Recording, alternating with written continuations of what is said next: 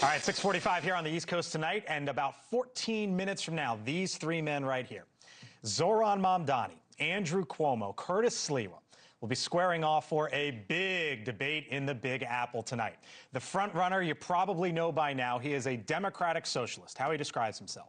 Mamdani, 33 years old, state assemblyman that's been launched into the national political discussion and stardom, many on the left believe, and really many down the middle and even on the right.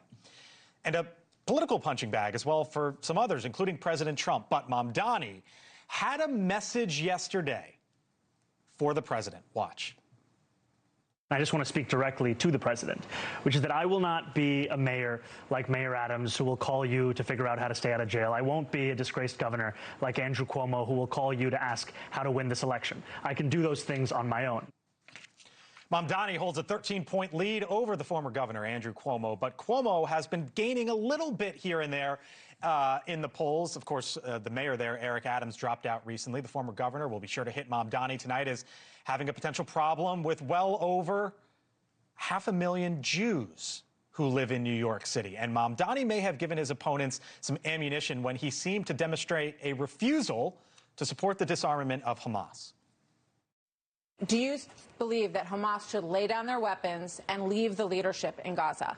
I believe that any future here in New York City is one that we have to make sure that's affordable for all. And as it pertains to Israel and Palestine, that we have to ensure that there is peace. And that is the future that we have to fight for. But you won't say that Hamas should lay down their arms and give up leadership in Gaza. I don't really have opinions about the future of Hamas and Israel beyond the question of justice and safety.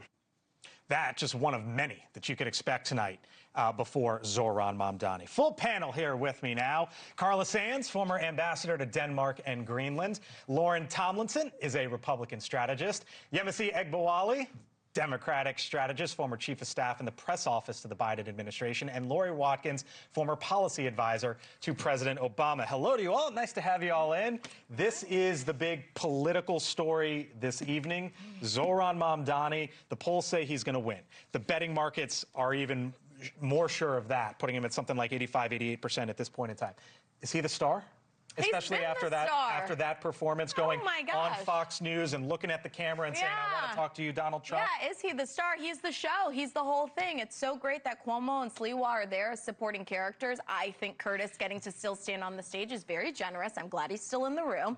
Cuomo did not act like he wanted to be the mayor of New York City when he had the chance to run. He is double digits down. It does not matter what he tries to pinpoint Mamdani. Doesn't matter what he says tonight. It does not matter. He is not going to get the votes in order to pull ahead. And look, Mamdani has proven that he can duck, dodge, and weave. If he has mastered Fox News, I don't think Andrew Cuomo is going to be an issue for him. And to all those people that are saying that he's going to turn New York City into this ghetto and businesses are going to leave, I just want to point to Boston. Michelle Wu, she is 40 years old. Came in with very little political experience, okay? She focused on the same things: affordable childcare, affordable housing, free bus services, also putting a freeze on rent. She also, the voters of the state of Massachusetts also voted for a 4% millionaire tax. No businesses left there, Blake. The city is thriving. So for those that are saying President Trump's threatening pulling World Cup games there. Okay, and why is he focused on Boston right now also? Because he sees that the city is working and that she is very popular. All right, so that's what that side of the table is saying, Carla. Well, Boston is bleeding money for illegal immigrants, and Mamdani is pro-jihadi, pro-Hamas. He is anti-Semitic. He has supported positions that are the antithesis of, I would say, America's greatest capitalist city. New York City is the center, the financial center of the world. We cannot have basically a Marxist who is anti-Semitic running that city. Chicago has warned the New Yorkers, do not vote for this Democrat socialist. You're going to ruin your city like we ruined Chicago. Is this a runaway trend? Like, I wonder how Republicans try to position him going forward. At the end of the day, he's likely to become the mayor of New York City, America's largest city. But Republicans are going to elevate him to something so much more than that. Very similar to what Republicans did with the squad. They were a really great foil, I think, for Republican policies because they are telegenic, they're energizing. It's understandable why they energize Gen Z, for example. Mamdani's no different with his very, TikTok-y messaging and everything else. But for Republicans, his policies are very out of touch, very, very to the far, far left of where Republicans and centrists tend to lie.